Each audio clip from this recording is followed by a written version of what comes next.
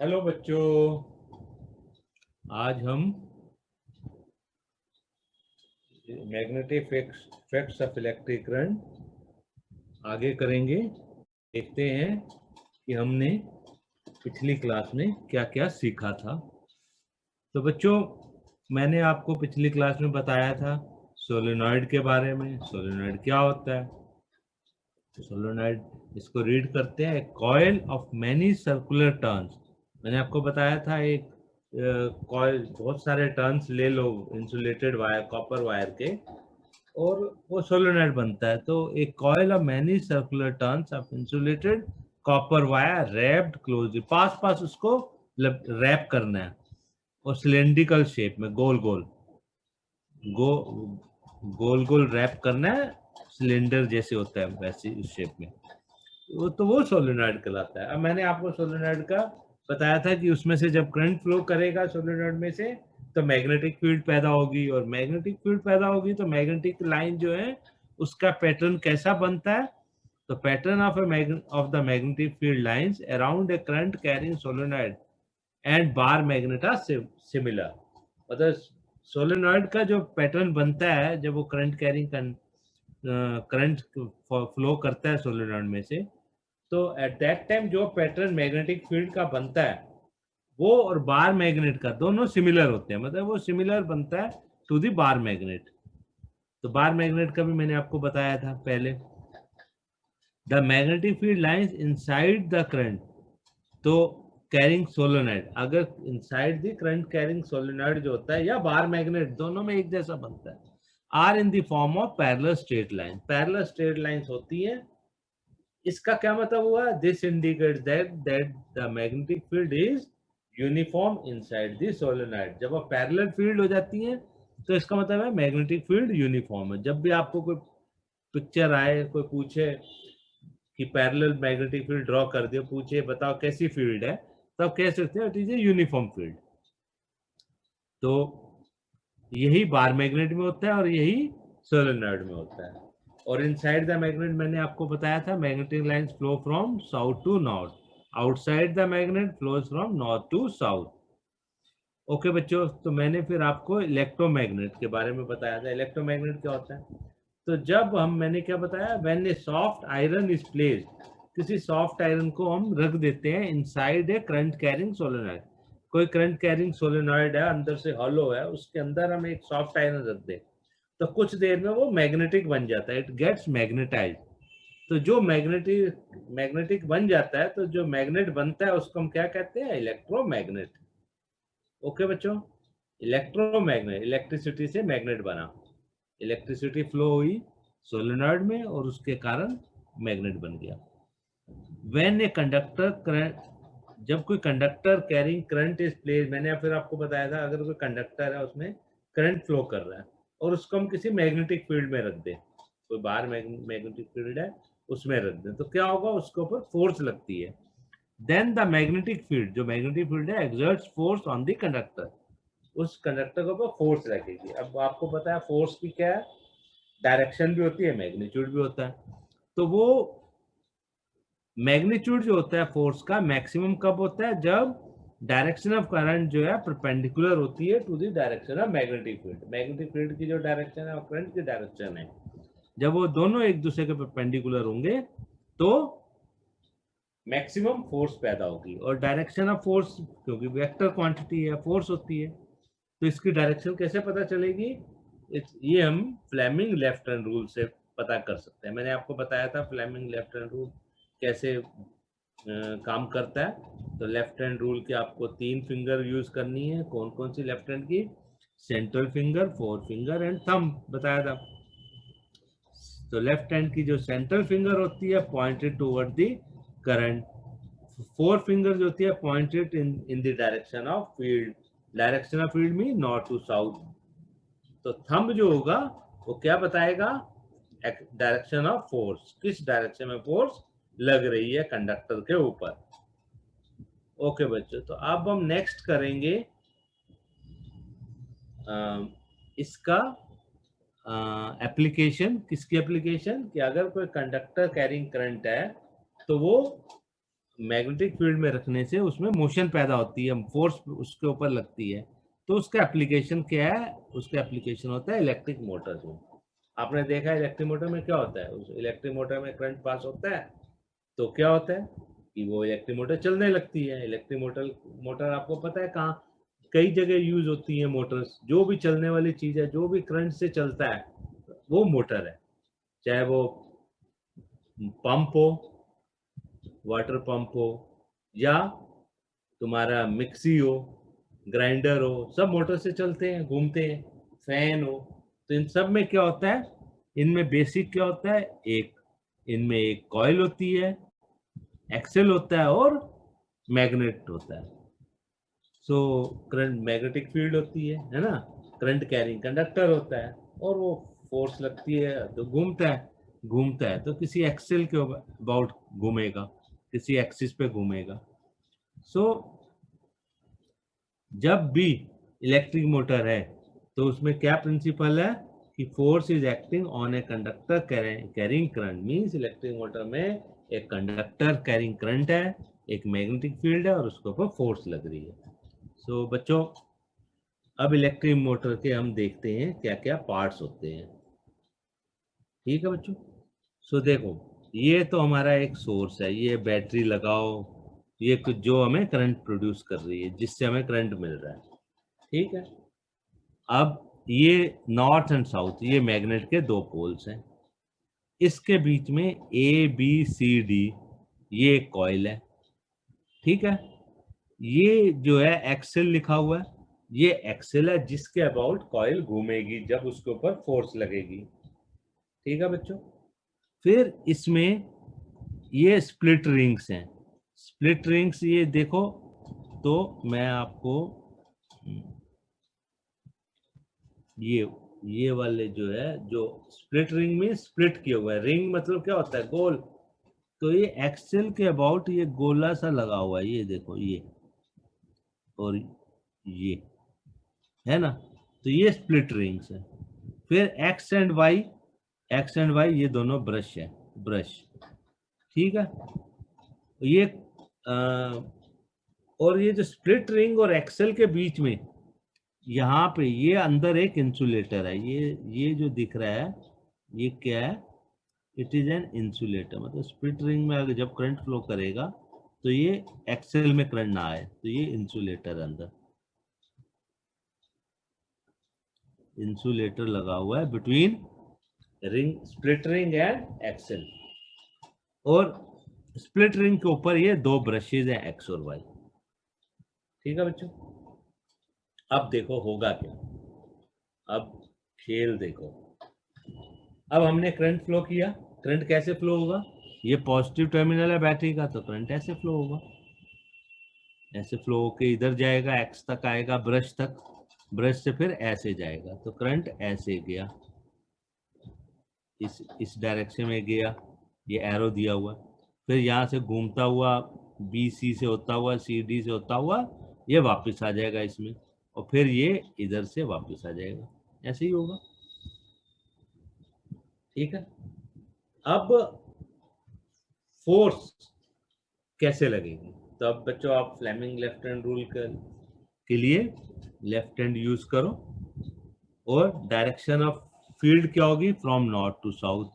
तो 4 फिंगर को आप रख लो फ्रॉम नॉर्थ टू साउथ, इस डायरेक्शन में, north to south.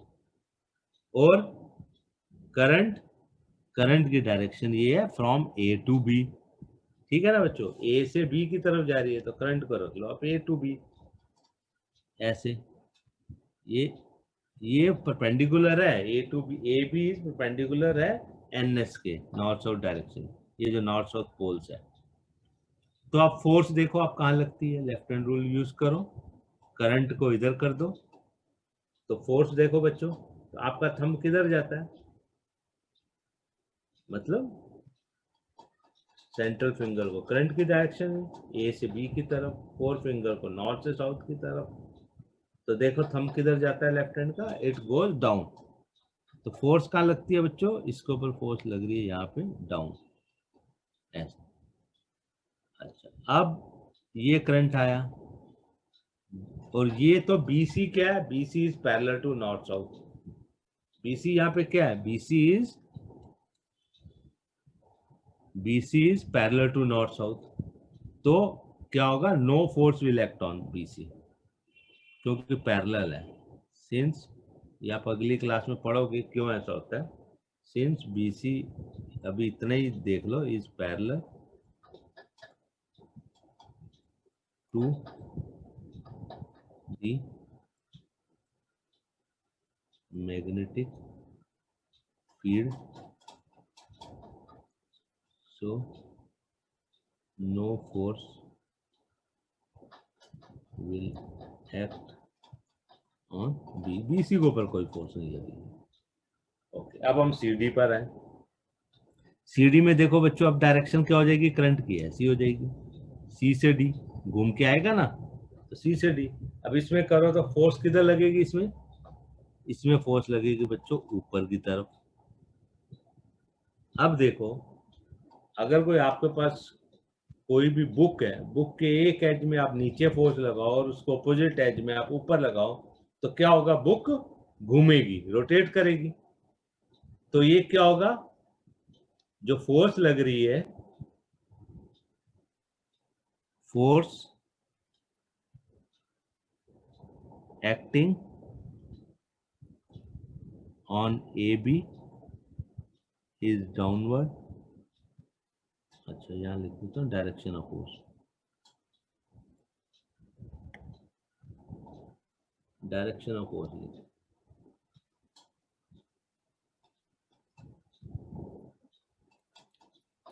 Direction of force acting on AB is downward, or and direction of force acting on CD is upward। आपने Fleming left hand rule से देख लिया। तो इससे क्या होगा, ये क्या प्रोड्यूस कर रहा है, कपल हो गया ना, आपने 9th क्लास में पढ़ा होगा। एक फोर्स नीचे, दो फोर्स अगर वो एक दूसरे के ऑपोजिट हो जाए तो बॉडी रोटेट कर जाती है, ऑब्जेक्ट रोटेट करता है। सो हेंस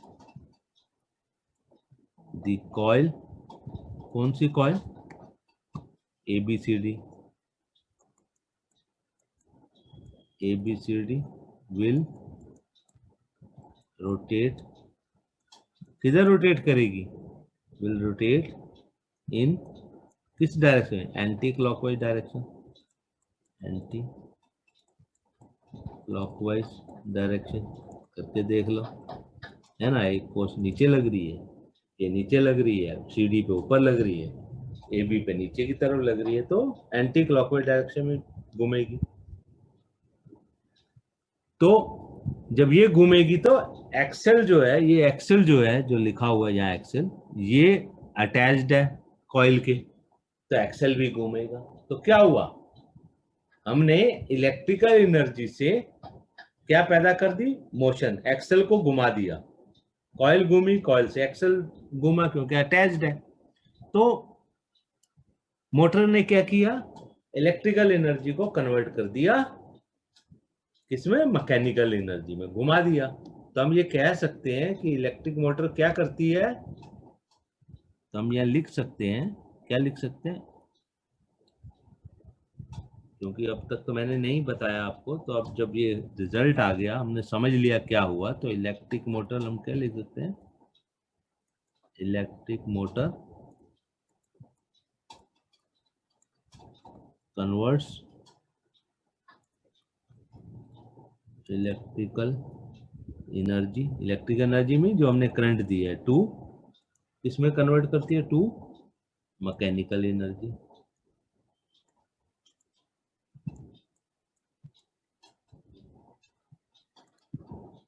ठीक है ना बच्चों, तो electric motor converts electrical energy to mechanical energy. तो कभी भी कोई पूछे इलेक्ट्रिकल मोटर का क्या काम है, क्या करती है ये, तो हम बता सकते हैं मैकेनिकल एनर्जी प्रोड्यूस करती है इलेक्ट्रिकल एनर्जी से।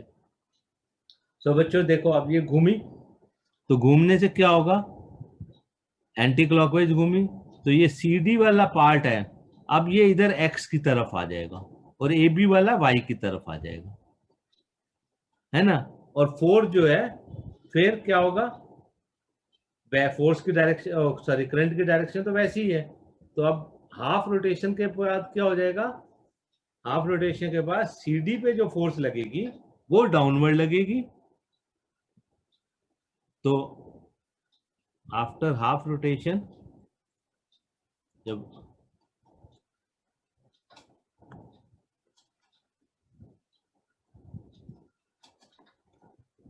आफ्टर हाफ, जब आधा रोटेशन हो जाएगा, हाफ रोटेशन हो जाएगा, CD CD arm will touch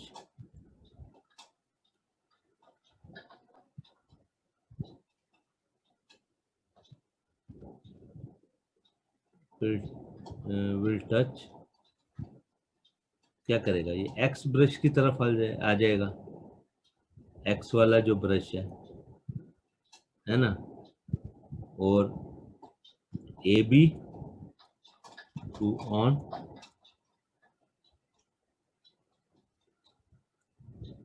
towards Y brush हो जाएगा। अब क्या होगा आफ्टर हाफ रोटेशन, अब सीडी पे करंट फ्लो करेगा, जैसे पहले ए बी में कर रहा था जिस डायरेक्शन में, अब सीडी में उस डायरेक्शन में करेगा। Now force on CD will be downward and on AB will be upward। मतलब जो जगह पहले CD की थी वो अब AB ने ले ली, जो AB की थी वो CD ने ले ली। तो फिर क्या होगा, वही एंटी क्लॉकवाइज, तो एंटी क्लॉकवाइज डायरेक्शन में ही घूमता रहेगा। ठीक है बच्चों, तो अब एंटी क्लॉकवाइज में घूमता रहेगा तो इससे क्या बनेगा, मैकेनिकल एनर्जी प्रोड्यूस होती रहेगी।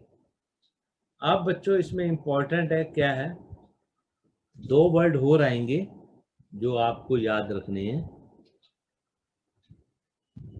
कि एक तो आएगा कम्यूटर, या कम्यूटेटर, कम्यूटेटर। कम्यूटेटर क्या होता है, वैसे तो पता होना चाहिए, कुछ नहीं, ये इट इज ए डिवाइस, एक ऐसा डिवाइस है दैट, वो हमने यूज किया हुआ है इसमें, उस that reverses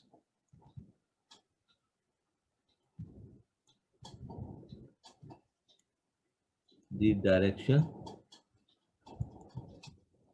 of flow of current through a circuit। ये रिवर्स कर देता है फ्लो। कैसे रिवर्स करता है, कि जो करंट की डायरेक्शन ए बी थी वो करंट की डायरेक्शन अब क्या हो गई सी डी, और जो सी डी में थी करंट की डायरेक्शन वो ए बी में चली गई। यही हुआ ना हाफ रोटेशन के बाद। तो कम्यूटर का ये काम है, उसने डायरेक्शन क्या कर दी, जिस डायरेक्शन में करंट फ्लो कर रहा था ए बी में पहले, वो हाफ रोटेशन के बाद उस डायरेक्शन में सी डी में करेगा, और जो सी डी की डायरेक्शन थी वो उस डायरेक्शन में ए बी में करेगा। तो ये कम्यूटर का काम हो गया, उसने डायरेक्शन रिवर्स कर दी। तो एक और होता है इसमें आर्मेचर। अच्छा, आर्मेचर से पहले मैं आर्मेचर,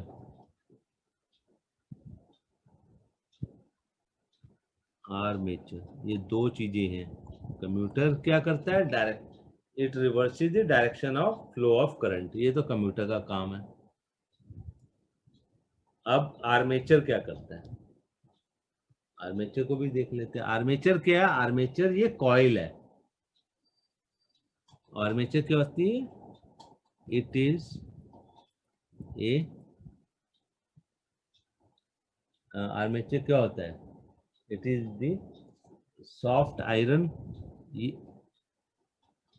सॉफ्ट आयरन, कोर लिखो, पीस लिखो, मतलब एक सॉफ्ट आयरन का पीस है, कोर लिखते हैं generally, CORE, on which,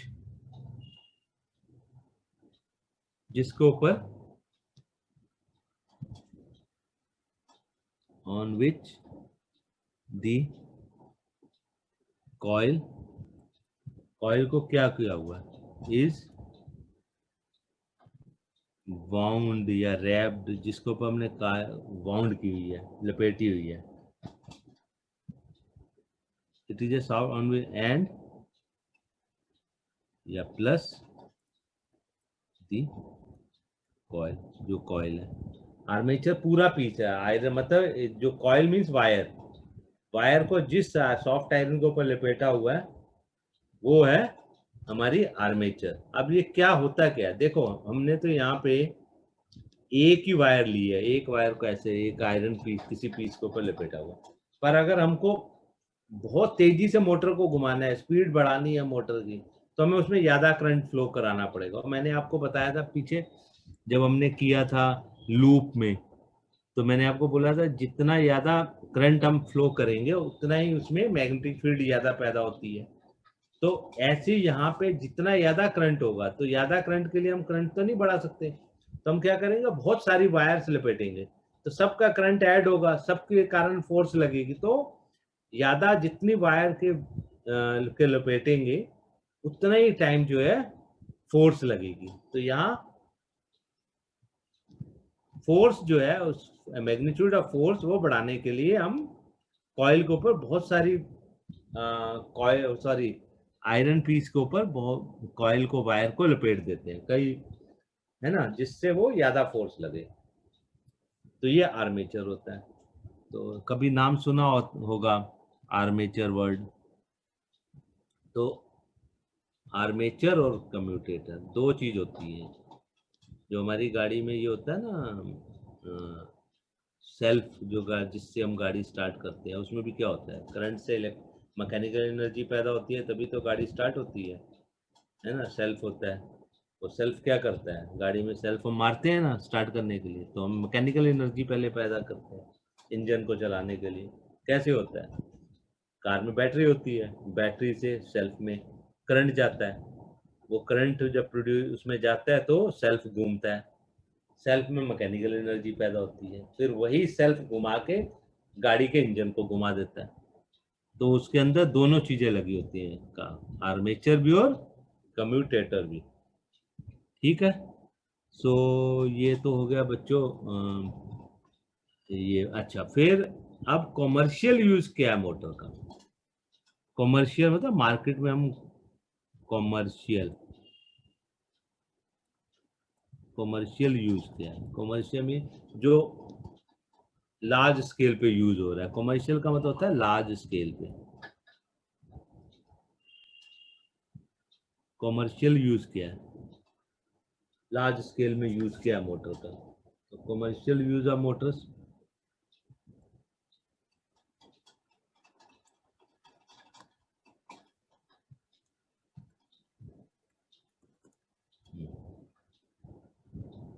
commercial use में हम क्या करते हैं, कॉमर्शियल यूज जब होता है मोटर का तो हम क्या करते हैं, कॉमर्शियल यूज तो हमें पता ही है कि हम जितने भी अप्लायंसेज हैं जो घूमते हैं इलेक्ट्रिसिटी से, सब में मोटर लगी है। तो अब ये मैग्नेट जो है ना, मैग्नेट तो क्या होता है, मैग्नेट की एक लाइफ होता है, धीरे धीरे मैग्नेट जो है क्या हो जाता है, अपने आप वो डीमैग्नेटाइज हो जाता है कुछ टाइम में। तो हम यहाँ पे मैग्नेट कैसा यूज करते हैं, हम इलेक्ट्रोमैग्नेट यूज करते हैं। तो कमर्शियल जो मोटर्स होती है उनमें हम यूज करते हैं, वो यूज इलेक्ट्रोमैग्नेट। जो इलेक्ट्रोमैग्नेट मतलब जो मैग्नेट बनता है जब करंट फ्लो करता है। तो इलेक्ट्रोमैग्नेट क्या होता है, ये जल्दी से जब जब करंट फ्लो होगा वो मैग्नेट बन जाएगा, जब नहीं होगा नहीं बनेगा। तो we use electromagnet instead of permanent magnet. जो कि हमारे पास छोटे छोटे पीस मैग्नेट के होते हैं, वो परमानेंट टाइप है, परमानेंट मैग्नेट जो बिना करंट के बस ऐसे ही मैग्नेट जो होते हैं। इलेक्ट्रोमैग्नेट वो तभी मैग्नेट बनेगा जब उसमें करंट होगा। तो इलेक्ट्रोमैग्नेट हम जनरली यूज करते हैं instead of permanent magnet. Permanent magnet की एक लाइफ होती है। अच्छा, फिर कमर्शियल यूज में और हम क्या करते हैं, हम नंबर ऑफ टर्न्स, तो हम लार्ज नंबर ऑफ टर्न्स, मैंने आपको बताया ना अभी बहुत सारे, तो large number of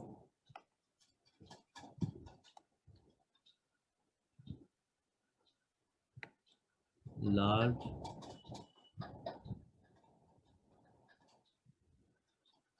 number of turns, है ना, किसकी, ऑफ द कंडक्टिंग वायर, जो वायर जिसमें से करंट फ्लो हो रहा है, कंडक्टिंग वायर की बहुत सारी टर्न्स, नंबर ऑफ टर्न्स रहते हैं, है ना, इन दी करंट कैरिंग कॉइल, जो कॉइल है उसमें large number of turns use करते हैं ताकि ज्यादा फोर्स पैदा हो। और वो मैंने आपको बता ही दिया है कि, तो ये किस लिए, टू इंक्रीज फोर्स, जितनी ज्यादा करंट होगा उतनी फोर्स बढ़ेगी, तो उतनी मैकेनिकल एनर्जी ज्यादा पैदा होगी। तो ये तो है बच्चों क्या, आपका इलेक्ट्रिक मोटर। अब इसके बाद एक दूसरा प्रोसेस है। अभी तक तो हमने क्या किया, करंट पैदा, करंट फ्लो कर रहा है, मैग्नेटिक फील्ड है वहां पे, तो फोर्स लगती है। अब थोड़ा हम डिफरेंट प्रोसेस देखेंगे क्या होगा, वो है इलेक्ट्रोमैग्नेटिक इंडक्शन। क्या है बच्चों, इलेक्ट्रोमैग्नेटिक इंडक्शन, बताऊंगा वो क्या है। तो अब हम क्या करेंगे, इलेक्ट्रो, थोड़ा थियोरेटिकल चैप्टर है ये, तो इसको थोड़ा बुक में से आप लोग पढ़ लेना। इलेक्ट्रोमैग्नेटिक इंडक्शन ये क्या होता है बच्चों, इसमें हम एक वर्ड यूज करेंगे गैल्वेनोमीटर का। आपने अमीटर पढ़ा है, वोल्ट मीटर पढ़ा है, मीटर करंट मेजर करने के लिए, galvano voltmeter potential difference across two points देखने के लिए वो वोल्ट मीटर होता है ना, मीटर। तो ऐसी एक होता है गैल्वेनोमीटर। गैल्वेनोमीटर होता है, ये किस लिए होता है, to detect presence of current in a circuit. अगर हमारे पास कोई सर्किट है उसके अंदर बैटरी नहीं लगी हुई और हमें देखना है इसके अंदर जो है करंट पैदा हुआ नहीं हुआ, तो वो गैल्वेनोमीटर क्या होता है, इसका जनरली तो अमीटर वोल्ट मीटर में क्या होता है, वोल्ट मीटर में तो जीरो जो होता है लेफ्ट हैंड साइड में होता है, यहाँ जीरो होता है तो ये ऐसे होता है, ठीक है। तो ये तो होता है अमीटर में भी, अमीटर में भी होता है, वोल्ट मीटर में भी होता है, वोल्ट मीटर दोनों में ऐसे। पर गैल्वेनोमीटर में क्या होता है, ये इसका जीरो सेंटर में होता है, ये निडल राइट में भी जा सकती है लेफ्ट में भी। अमीटर वोल्ट मीटर में निडल हमेशा राइट में ही घूमेगी, पर गैल्वेनोमीटर में क्या होगा, मीटर में क्या होगा, दोनों साइड जाए। क्यों, क्योंकि हमें नहीं पता करंट की डायरेक्शन किधर है, हमें तो डिटेक्ट ही करना है करंट पैदा हो रहा है नहीं, तो हमें डायरेक्शन तो अभी मालूम, हमें तो यही नहीं पता करंट है या नहीं है इसमें सर्किट में।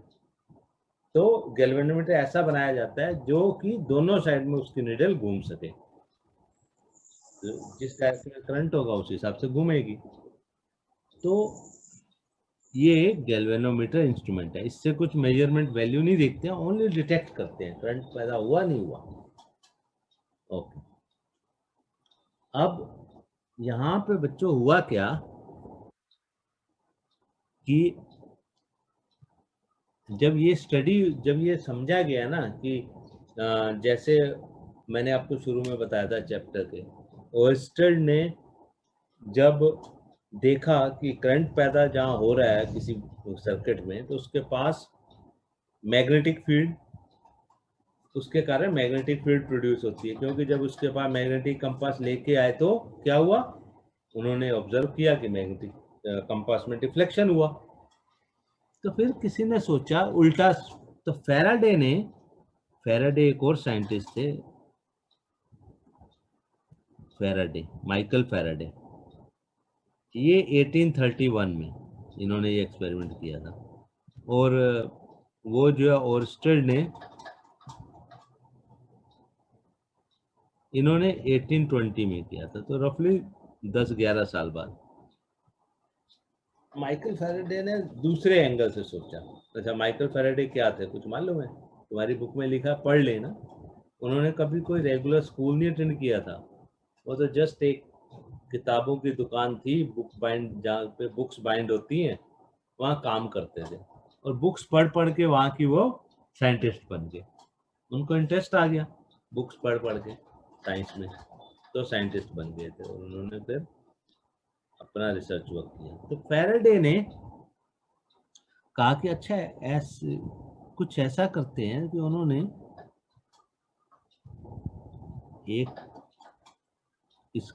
कॉइल ली, ठीक है बच्चों, उन्होंने एक कॉइल ली, इस कॉइल को उन्होंने क्या किया, गैल्वेनोमीटर से जोड़ दिया। तो उन्होंने कहा अगर इसके पास मैग्नेटिक फील्ड आए तो क्या होगा, तो वो इसके पास एक मैग्नेट लेके आए। सोचा उल्टा करके देखते हैं, वहां तो करंट से मैग्नेटिक फील्ड पैदा हुई थी, उन्होंने कहा यहाँ देखते हैं मैग्नेटिक फील्ड से क्या होता है। तो एक मैग्नेट जो है, नॉर्थ साउथ मैग्नेट है, इसको इसके पास लाए। तो जब वो इसको इसके पास लाए तो उन्होंने देखा इसमें डिफ्लेक्शन हो गया, गैल्वेनोमीटर की निडल में डिफ्लेक्शन हुआ। जैसे ही पास लाके रख दिया, फिर नहीं हुआ, बस एक डिफ्लेक्शन हुआ, खत्म। फिर दूर ले गए, फिर हो गया डिफ्लेक्शन। जब पास लाते थे तो होता था, दूर ले जाते थे फिर होता था। तो क्या हुआ, क्या इसमें बताओ? जब पास ला रहे हैं तो क्या हो रहा है? मैंने आपको बताया मैग्नेटिक फील्ड जो होती है उसकी स्ट्रेंथ सबसे ज्यादा कहाँ होती है, near the poles. Away from the pole क्या होता है, कम हो जाती है। तो जैसे जैसे वो मैग्नेट को पास लाते गए, पोल को पास लाते गए, तो मैग्नेटिक फील्ड क्या होती गई, इस कॉइल के पास बढ़ती गई। तो मतलब पास लाने से क्या हुआ, मूविंग मैग्नेट, व्हेन मैग्नेट, या ऐसे लिखे अगर, when magnet moves towards, move नहीं, अपने आप तो मूव नहीं करेगा, सोचोगे अपने, व्हेन मैग्नेट ब्रॉट नियर, जब हम लेके आए ब्रॉड नियर दी कॉइल, तो क्या हुआ, magnetic field near the coil क्या हो गई, इस मैग्नेट के कारण जो मैग्नेटिक फील्ड है, जब दूर था तो कम मैग्नेटिक फील्ड होगी, यहाँ पे जब पास लाए तो क्या हुआ, magnetic field near the coil increased, है ना, क्योंकि पास लाते गए। And when moved away then magnetic field decreased, जब दूर ले गए तो मैग्नेटिक फील्ड क्या हो गई, डिक्रीज हो गई। और वो इन बोथ केस में, जब पास लाए या दूर लाए, बोथ केस में क्या हुआ, in both cases deflection in galvanometer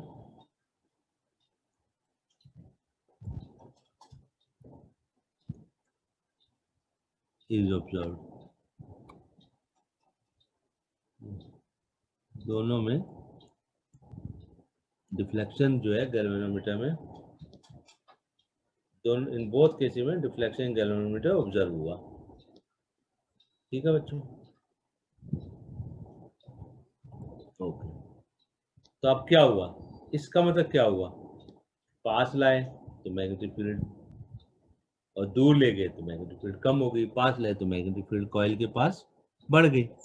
तो इसका मतलब क्या हो गया कि व्हेनेवर चेंज हुआ ना, एक केस में इंक्रीजिंग की ट्रेंड में चेंज हुआ, दूसरे केस में डिक्रीजिंग ट्रेंड में हुआ, कम होती गई। तो इसका मतलब क्या हुआ, हम ये कह सकते हैं, it means whenever there is change in magnetic field. Sir हम Hello,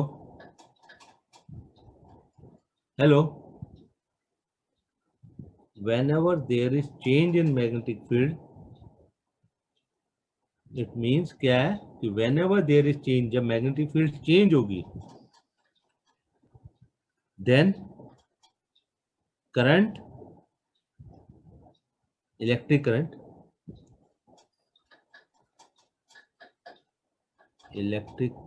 current will induce, यहाँ वर्ड जनरली इंड्यूस आता है, प्रोड्यूस नहीं होता, इंड्यूस मतलब हमने इंड्यूस किया, विल इंड्यूस, तो विल इंड्यूस। ठीक है बच्चों, तो ये फैराडे ने, ये अंडरस्टैंडिंग फैराडे ने बनाई क्या, कि जब भी मैग्नेटिक फील्ड में चेंज आएगा तो इलेक्ट्रिक करंट इंड्यूस होगा। ठीक है, अब इस चीज को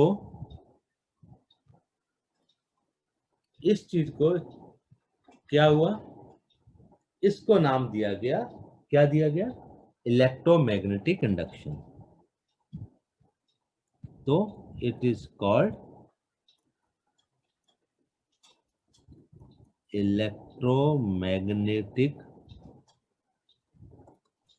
इंडक्शन। तो ये एक नया वर्ड आप लोगों के लिए हो गया, इलेक्ट्रोमैग्नेटिक इंडक्शन।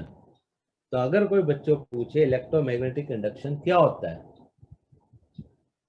तो इलेक्ट्रोमैग्नेटिक इंडक्शन मींस आप कह सकते हो कि whenever there is change in magnetic field, then it will induce electric current in the coil। ठीक है बच्चों, अच्छा फिर इसको और आगे स्टडी किया गया, ये तो हुआ मैग्नेट और कॉइल का।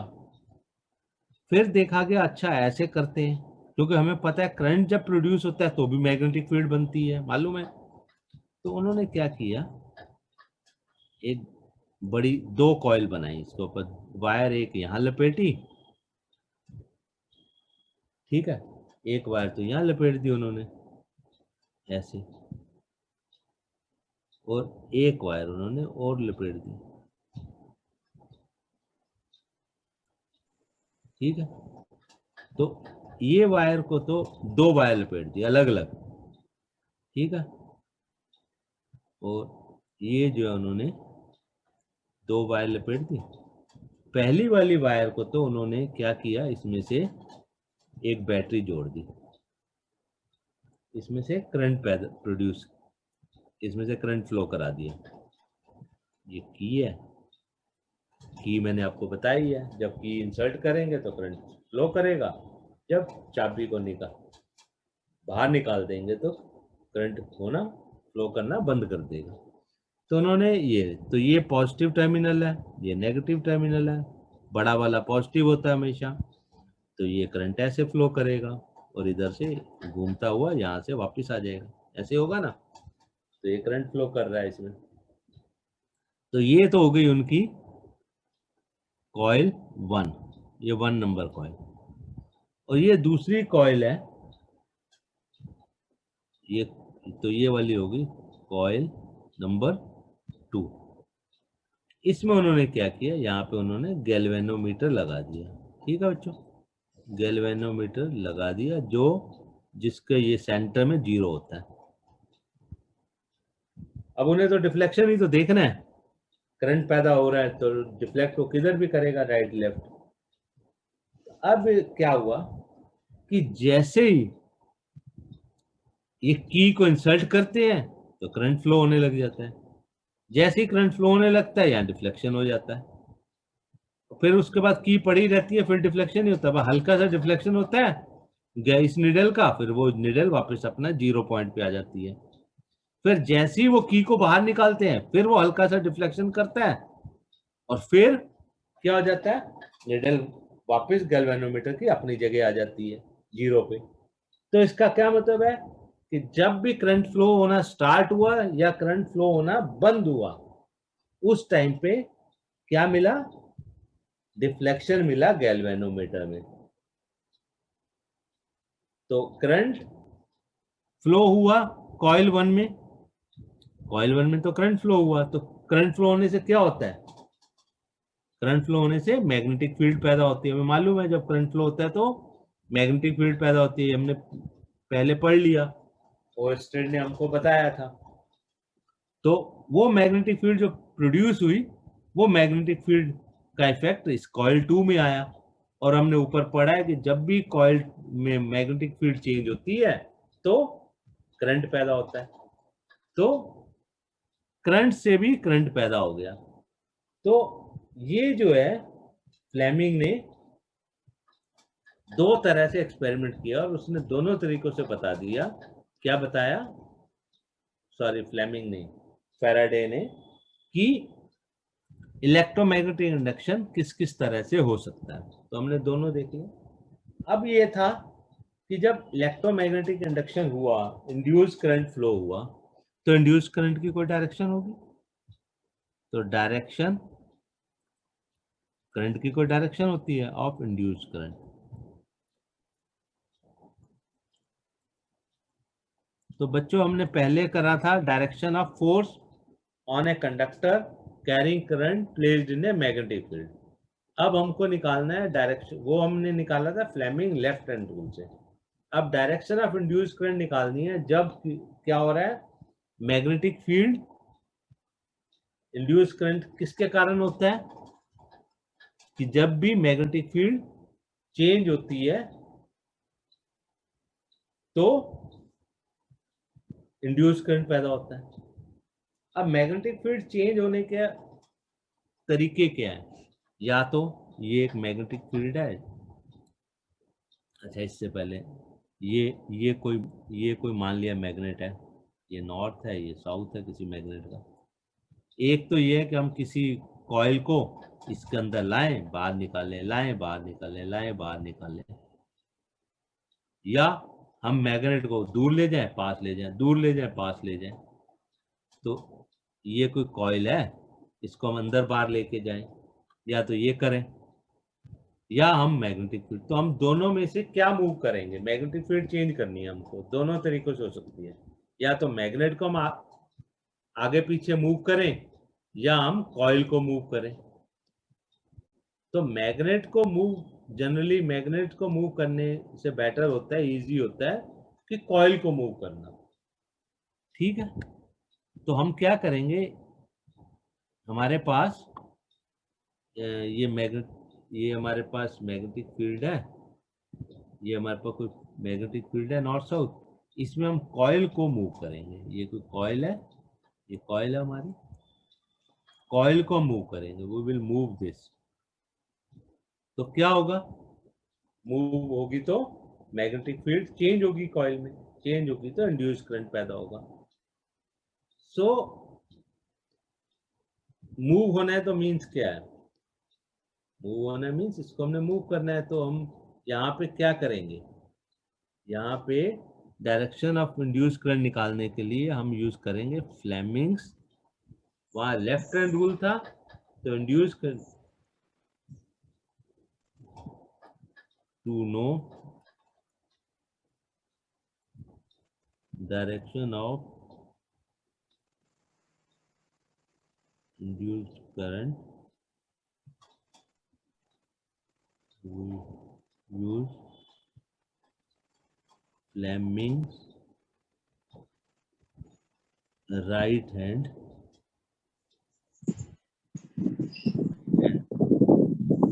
लेफ्ट हैंड यूज किया था या राइट हैंड यूज करेंगे? यूज वही तीनों फिंगर करेंगे, यूज हम वही तीनों फिंगर करेंगे। तो वैसे ही है बिल्कुल, central finger induce current, four finger field, direction of magnetic field, और थंब डायरेक्शन ऑफ मोशन, क्योंकि मूव कर रहे हैं हम कॉइल को कैसे मूव कर रहे हैं, वो डायरेक्शन ऑफ मोशन। तो ये बच्चों ऐसे होगा डायग्राम, यहाँ करके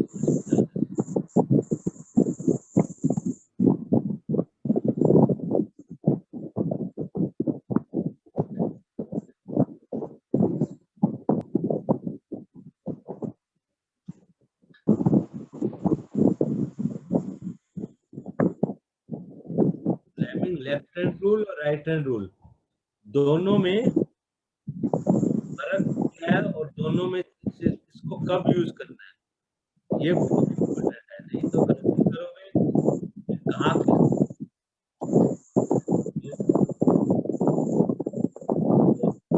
मैं दोबारा बता देता हूँ। फ्लेमिंग लेफ्ट रूल जो हमने पहले पढ़ा था उसको हमें यूज करना होता है to know the direction of force. तो हम यूज करते हैं डायरेक्शन ऑफ फोर्स निकालने के लिए, जब कोई conductor carrying magnetic field, conductor carrying current को मैग्नेटिक फील्ड में रखा होता है, तो डायरेक्शन ऑफ फोर्स निकालने के लिए हम Fleming left Fleming right hand rule use करते हैं to know this, to know direction of induce, to know direction of induce current हम ये यूज करते हैं फ्लेमिंग्स राइट हैंड रूल। तो फोर फिंगर फील्ड वहां भी यही था, ये तो सेम है, और वहां भी ये हमें फोर्स, वहां में फोर्स बताता था थंब, या हमको मूवमेंट ऑफ कंडक्टर मालूम है, या हमको इंड्यूस करंट निकालना है। तो यूज वही तीनों फिंगर करेंगे, पर राइट हैंड की करेंगे और हम इंड्यूस करंट निकालेंगे। अब देखेंगे आगे कैसे होता है। तो ये तो हो गया बच्चों इलेक्ट्रोमैग्नेटिक इंडक्शन का ब्रीफ। ठीक है, थोड़ा थ्योरेटिकल पार्ट है, तुमको याद नहीं, इम्पोर्टेंट है कौन सा रूल यूज करना है और इलेक्ट्रोमैग्नेटिक इंडक्शन होता क्या है और इंड्यूस करंट क्या होता है। तो इंड्यूस करंट क्या है? The current that produced in a coil when there is a change in magnetic field. Induce current को कोई पूछे तो क्या है? इंड्यूस करंट क्या है?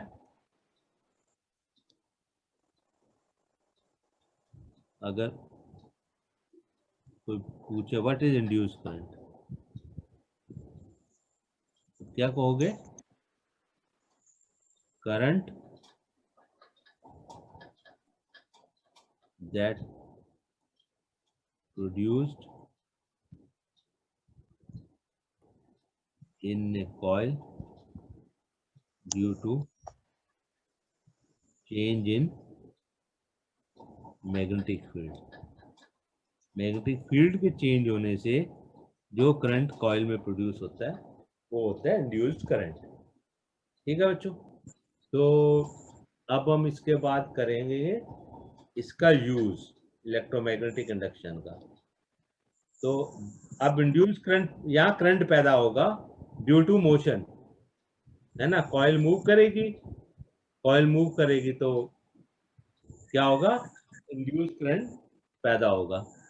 तो ये इसका एग्जांपल क्या है? करंट हम प्रोड्यूस करते हैं किसमें? इन इलेक्ट्रिक जनरेटर्स, है ना। इलेक्ट्रिक जनरेटर क्या करते हैं? इसमें इलेक्ट्रिसिटी प्रोड्यूस करते हैं हम। जनरेटर में क्या होता है? हम कुछ मूव करता है, जनरेटर के पास खड़े हो तो आवाज आती है मूव होने की, तो मोटर का उल्टा है electric generator. Motor mechanical energy produce करता है, इलेक्ट्रिक जनरेटर पहले उसको मैकेनिकल एनर्जी लेता है और वहां से वो इलेक्ट्रिक करंट प्रोड्यूस करता है। तो बच्चों हम इलेक्ट्रिक जनरेटर नेक्स्ट उसमें करेंगे क्लास में, जो कि यूज है ऑफ इलेक्ट्रोमैग्नेटिक इंडक्शन। ठीक है, तब तक आप पढ़ो ये चैप्टर ठीक से। और अब इस चैप्टर में बहुत ज़्यादा नहीं बचेगा, सो जो भी क्वेरीज हो वो स्टडी कॉर्नर में लिख देना and I will reply accordingly.